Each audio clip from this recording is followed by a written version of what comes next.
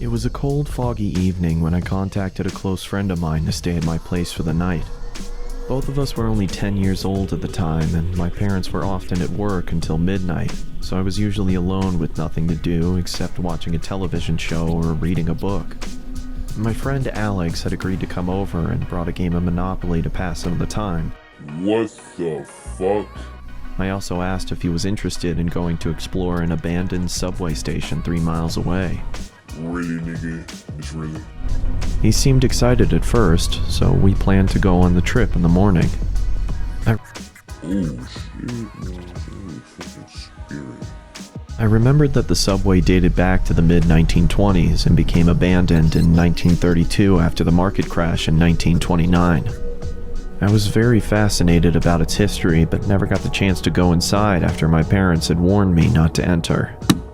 As I quietly slept in my bed, I heard what sounded like a gunshot coming from the forest behind the house.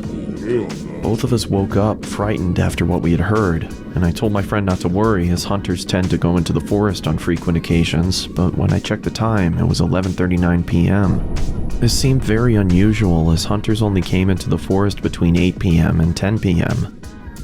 I looked at Alex and decided to get out of my bed, intending to look through the window and spot for anyone in the forest. The darkness clouded my vision, so I was unable to see anyone in the forest. I turned around and looked at Alex again, when suddenly I heard the front door squeak open. Chills went down my spine. Both of us quietly moved to the bathroom, locked the door, and kept the light off. It was the only safe place in the house. Both of us were terrified as we desperately tried to keep as calm as we could. We heard footsteps getting louder and louder until they stopped in front of the bathroom door. And then this is when the most terrifying sound forced my heart to almost burst.